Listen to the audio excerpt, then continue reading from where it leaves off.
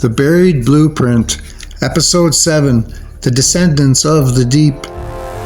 History as we know it may not simply be incomplete. It may be deliberately inverted.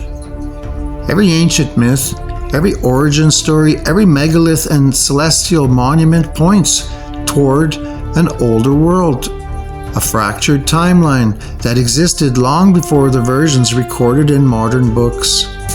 And buried beneath all those layers lies a nearly erased truth, the story of those who emerged from below after the cataclysm.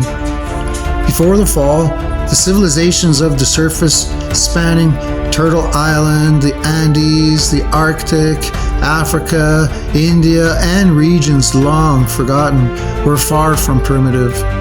They were the stewards of the sun, builders of star calendars, masters of agriculture, innovators in engineering, medicine, and energy. Their societies operated with balance, observing the cycles of the sky and the pulse of the natural world. Then the cataclysm struck.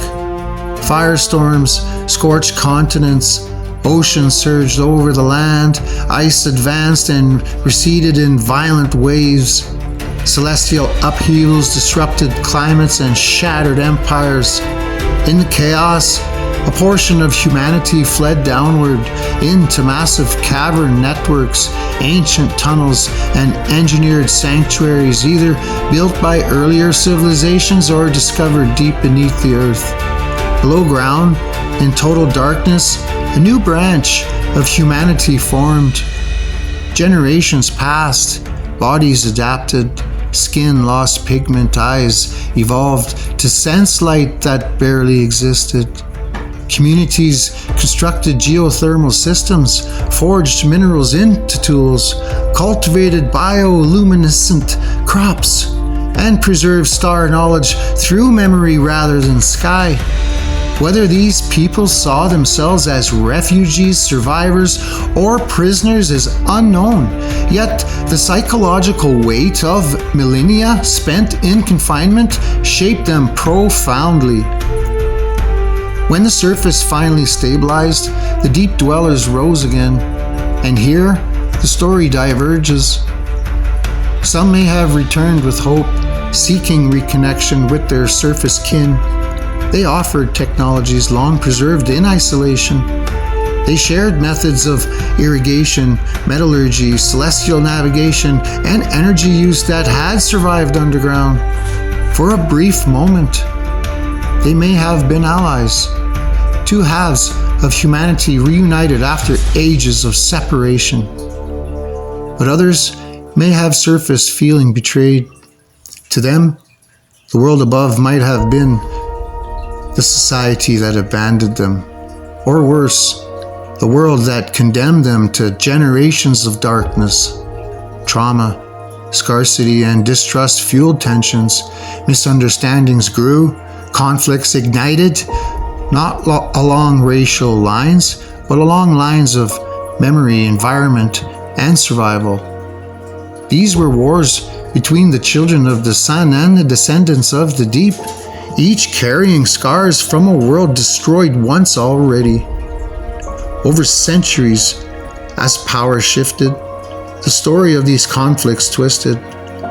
Those who resurfaced with preserved technologies, subterranean networks, and the determination to never be buried again gradually took control of the narrative. Whether driven by conquest, fear, pride, or the need to justify their return, they inverted the memory of the first world. Surface people, the original custodians of the sunlit world, were redefined as primitive, latecomers, or uncivilized. Meanwhile, those who emerged from below claimed the roles of explorers, discoverers, and civilizers. The deeper truth was obscured. Both groups descendants from the same ancient world, but only one held the power to rewrite the record. Across continents, this inversion appears repeatedly. The same pattern of suppression, supremacy, and historical distortion surfaces in myth after myth, empire after empire. Who arrived first? Who built what? Who held knowledge? And who had the right to rule became questions shaped not by truth, but by those who controlled memory. Suddenly, the symbols preserved in stone take on a new significance to me. Serpents, eagles, lions, hybrid guardians, and celestial motifs may not be mere mythic imagery.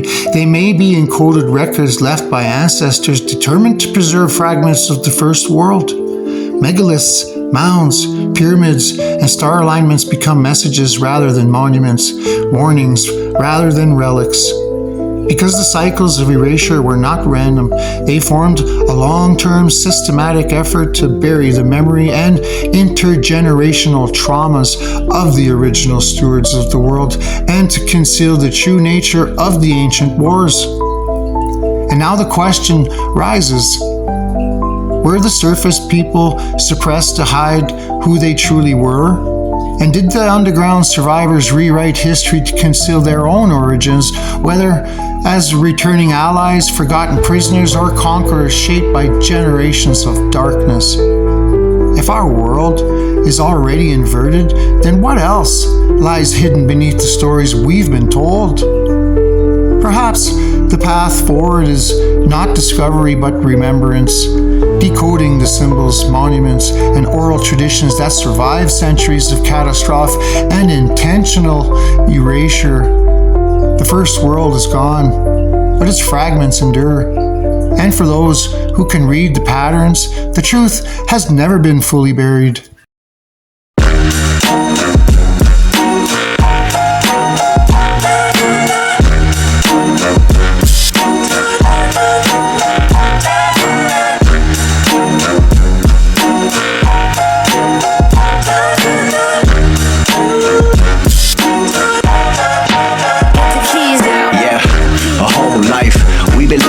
Systems that been built on the skies. They've been lying to us daily while they smile in our eyes. All I've told the stories just to keep us all aligned, but the truth is in the cracks they never wanted us to find. And I've been fighting for my freedom every day I rise. And even when they try to keep us boxed in, minimalized, we ain't blind, now we see through all the tricks and all the lies.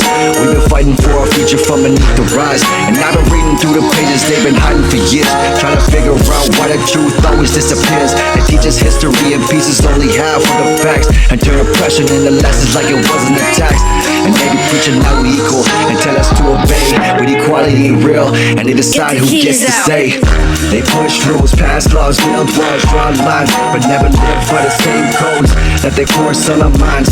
They don't want you educated, they just want you controlled. Keep you busy chasing others so you do what you're told. But now I'm questioning it all now, and I ain't letting it slide. And I've been seeing through the cracks where the truth still hides. And open your eyes.